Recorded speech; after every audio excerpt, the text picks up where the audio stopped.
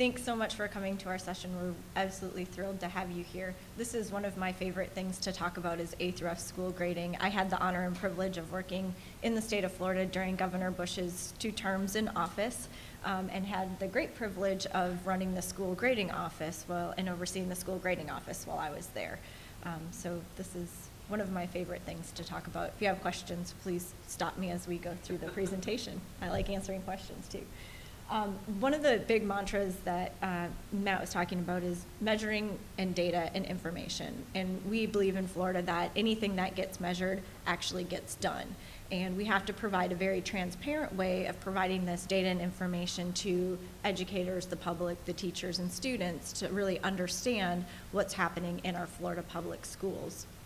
When we talk about school grading A through F, the actual implementation of this policy doesn't cost states anything. States already have all of the data and information they need to grade schools right now, between their reading and math tests and the calculations and information that they currently have to compute either AYP or whatever their federal accountability measure is. This particular policy is just a different way of using the data in a more transparent fashion and managing growth and expectations in one composite grade. So like most states, Florida tests in both reading and math, 3 through 8 and high school. It tests in science and writing still. We have been implementing the Florida Comprehensive Assessment Test, which is our statewide federal accountability assessment, since the mid-1990s. So this test predates NCLB, and we've continued to implement it and raise the standard and raise the bar on it. We have 5 achievement levels on our assessment, and our middle achievement level 3, is considered proficient. Florida's not, or the administration when we worked there is not the first administration to actually grade schools. Florida's been grading schools since FCAT has been around. Under a couple Democratic administrations, they started grading schools using categorical descriptors. They use descriptors such as high performing, low performing, critically low performing. And there was a lot of confusion about what's the difference between a performing school and a low performing school versus a critically low performing school. Was it bad and really, really bad, or is it just kind of sort of bad? Just not a lot of information about what those categorical descriptors really meant. And so they came up with a better idea back in 1998 and said, well, we'll just grade them 1, 2, 3, 4, and 5. At least there's a better description. It's more categorical, it's numeric, 5's bigger than 1, but no one really knew what was better, a 5 or a 1? Is this golf or baseball? So that really didn't catch on either. It wasn't until 1999 when we really adopted the A through F school letter grading that this really took traction and really got the attention of the public and educators. Grading schools A through F was a really, really big deal in the state of Florida. And it got a lot of media attention, and it got a lot of people riled up, and it made a true difference in reform and education. While there's no silver bullet and there's no policy reform that's going to improve student achievement solely, being able to report transparent data is the #1 or foundational thing that needs to happen before you can start implementing policies and other programs that will make a difference. So in Florida, our school grading formula for elementary and middle schools and high schools in the early years has been based on 2 major components. What % of students in the school are proficient is half the grade, and then what % of students in the school are making at least a year's worth of progress in a year's worth of time is the other half of the grade. In 2010, the legislature decided to implement some more provisions for high school, so we hold high schools more accountable for college and career readiness measures, including graduation rates of students at risk, college and career readiness, and acceleration rates. And so there are some additional things that high schools are now measured on. This past year, Florida also included some additional measures for middle school. We wanted to include some of those college and career readiness components down in the middle grades. So it's looking at the % of kids that are taking high school or advanced coursework. And then when we go to end of course tests, we have an end of course civics test that will be administered in middle school that will also be included in the grade. But for the most part right now, grades are based on the % of students that are proficient and the % of students that make a year's worth of progress in a year's worth of time. Florida defines progress or making a year's worth of progress in a year's worth of time in 3 very distinct ways. We consider a student making a year's worth of progress if they move up an achievement level on our statewide assessment test. So if they move from an achievement level 1, our lowest level, to achievement level 2, they're considered to have made a year's worth of progress in a year's worth of time. We also consider a student to have made progress if they maintain a proficient level on the next higher grade level test. So if a student was achieving at an achievement level 4, which is just above proficient in 3rd grade, and an achievement level 4 in 4th grade, they're achieving at the same level on the next higher grade level test, so more rigorous content, but achieving at the same proficiency level. So we consider them to have made a year's worth of progress in a year's worth of time. We do not give credit for progress if a student achieved at an achievement level 4 in 1 year and then dropped to an achievement level 3. Even though the student was still proficient, we do not count that as a student making growth because they regressed an achievement level. Florida also has a vertical scale, so there's curricular alignment between our tests as well as a scale alignment on our assessments. So if a student is in the lowest 2 achievement levels, whereby they have not yet achieved proficiency, we have a developmental score that says if they improved a specific number of developmental scale score points, they're considered to have made a year's worth of progress in a year's worth of time. These were constructed by our psychometricians and curriculum experts to determine what does a year's worth of progress look like on this particular scale. If you're saying, what does that mean? Our state doesn't have a vertical scale. You can still do this even if you have a regular scale that's not vertically aligned, as long as you have curricular alignment from grade to grade, meaning your 4th grade test is built off of your 3rd grade standards and expectations for 4th graders, and your 5th grade test builds off of knowledge students should have gained in 4th and 3rd grade. So it's possible to be done even if you don't have a vertical scale. I know that's a big concern when I talk to states. So very simply, school grading in Florida is based on 8 different components. We look at what % of students are proficient in reading, math, science, and writing, and what % of students have made at least a year's worth of progress in a year's worth of time in reading and math. And then we also have a special emphasis or focus on the lowest 25% of students in our schools. Florida does not look at school subgroups. We do not look at economically disadvantaged, racial ethnic groups or gender groups. We look specifically at the lowest 25% of students. The reason Florida does this is because we want to focus on students that can't read and can't do math, rather than students that are of a specific demographic subgroup. And so for each individual school, we look at the bottom 25%. And every single school in the state of Florida has a bottom 25%. Not every single school has all of the racial subgroups and economic disadvantage subgroups or English language learner, student with disability subgroups, but every school does have a lowest 25%. So we really place a focus on those lowest performing students to improve what they're doing. So the students that are in the lowest 25%, we look at whether or not they're making a year's worth of progress in a year's worth of time, not just in the lowest 25% category, but also in the all students category, and they're also included in the proficiency calculations as well. So those students who are our lowest performing students are counted multiple times in our school grading system. So as an example, this is Sunshine Elementary School. Schools can earn 800 points on our school grading scale. The points are just simply an aggregation of the percentages that you see here. So for example, there are 63% of students that are proficient in reading in this school. This school earns 63 points towards their school letter grade for that component.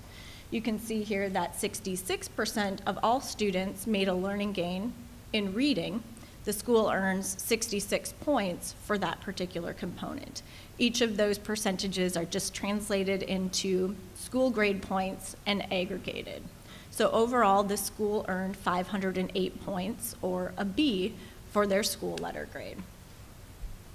You might ask why we don't have learning gains for writing or science. It's because writing or science are tested 3 years apart in grades 4, 8, and 10, and 5, 8 in high school, and so we chose not to incorporate a learning gains measure for writing and science as well.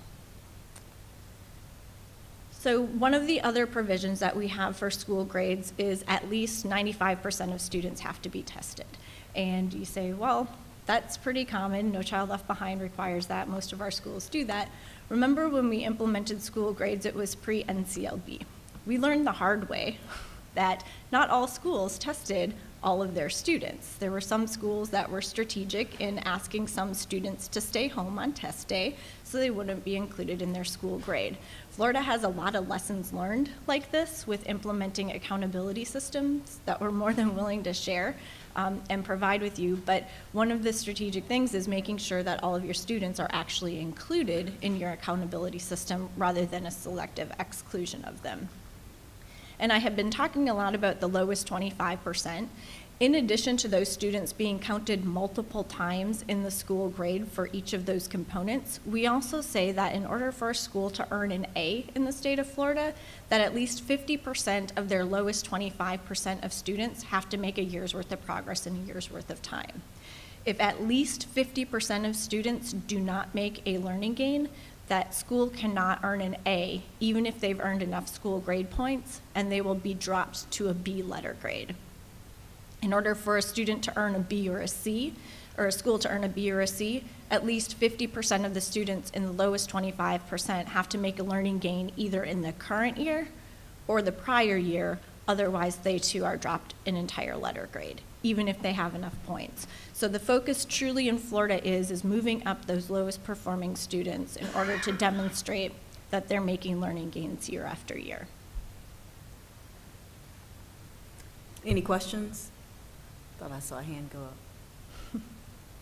up. One other thing, and we'll talk about this a little later in the presentation too, is that Florida now has a provision that says if 75% of the schools in the state are graded an A or a B, we automatically increase the number of points that are required to earn an A or a B for the following year. So this is the whole mantra of success is never final, reform is never finished. We continuously raise the bar on our standards for students and schools and educators in Florida. I mentioned this already, that we're adding a couple components to our middle school grading, just consistent with the way our assessment program is being implemented.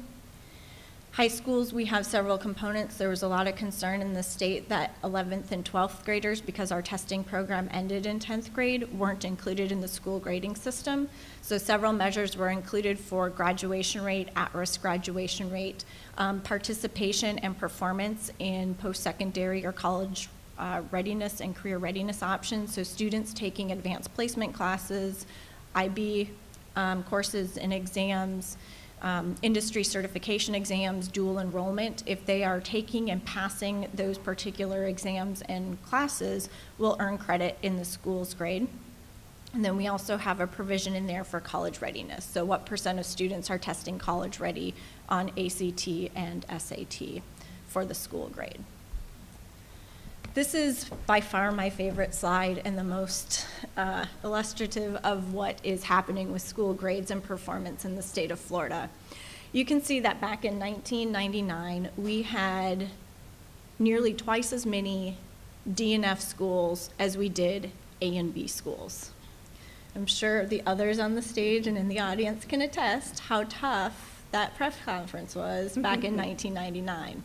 You are not very popular when you come out and say you have more D and F schools than you do A or B schools in the state of Florida.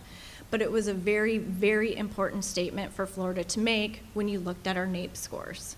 Our NAEP scores were showing us down in the 45th rankings in reading and math. For us to come out and say that our schools were A and B schools would be misleading the public. So in 1999, we did have more D and F schools than we did A or B schools. The thing I like highlighting is that in 2000, we did not change our test. We did not change our standards. We did not change what it meant to be proficient. We did not change the number of points it required to earn an A, B, C, D, or F in the state of Florida, and we had more schools that were A and B than were D and F in just 1 year, when expectations were clear, data was transparent, and standards were high. We had a huge turnaround in what D and F versus A and B schools look like. Nothing changed between 99 and 2000 except for practice in the classroom. That's it. And again, in 2001, you see even more A and B schools, over 1,000 A and B schools in 2001 compared to only 307 D and F schools. So in just 2 years, Florida literally tripled, more than tripled the number of A and B schools without changing standards, without changing expectations, and holding a hard line in policy. I mean, we set high standards, and students, educators, principals all rose and met those standards. And as we had talked about, oh, well, I should tell you what those black dotted lines mean, since they're on the slide. Those black dotted lines are instances where Florida raised the bar. We had a remarkably courageous governor and an equally courageous State Board of Education that was wholly supportive of raising standards when school grading was perceived to be too easy. So over the course of 10 years, we raised the standards 5 times on school grades, and every time we raised the standards, sure, we might have had a dip in the number of A and B schools or leveling off of A and B schools, but right after, the year following an increase of standards, we had them bounce right back up, because when they knew what the standards and expectations were, they rose to meet those standards. The thing we talk about is this isn't a silver bullet to changing student achievement. It's not a silver bullet like we've been talking about. There isn't one, but it did change the culture of education in the state of Florida. It changed the culture of our districts from being kind of a complacent entity that had schools in it to an entity striving for excellence. I mean, they had school board meetings after school grades came out that said, we're going to be the first district in the state that doesn't have any F schools. And then it was, we're going to be the first district in the state that doesn't have any D schools. And then these past couple of years, it's going to be, we're going to be the first district in the state with all A schools. So it really changed the conversation that boards were having about schools in their district. Media attention. You know, school grades are huge, huge media feed in the state of Florida. In addition to publishing bus schedules and lunch menus and everything in back-to-school editions of papers, school grades are the thing that's the top published thing in the newspaper. And the day after school grades are released by the department, it's what you read about on the headline, front page, above the fold, all the time. The Department of Education, when they release school grades, in the first 24 hours that their school grading website is up, over 1 million people visit the site to see what their school grades were. And schools, districts, parents, school districts and teachers have known what their grade is. So it's not just school principals going out to see what their grade is. They've known that for 30 days. I mean, they have a review period for it. This is just all public, just curious as what's happening. If you pick up an MLS listing for any house that's for sale, one of the top things on the paper is what is the house zoned for? What school is it in? What's the grade of the school? And just a lot of community support and community pride and engagement. Dr. Fair can probably tell you a lot more about those two components, but one of the things that I always like to do is working for the department.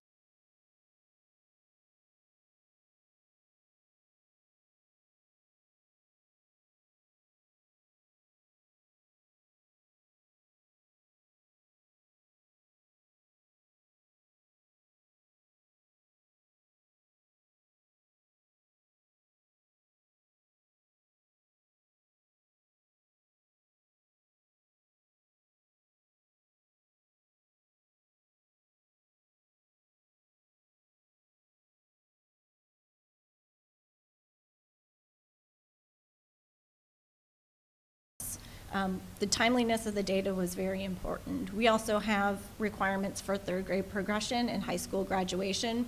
We always made sure that those test scores came back to students first, so they had more time to prepare, more time to plan, and make sure that they met expectations.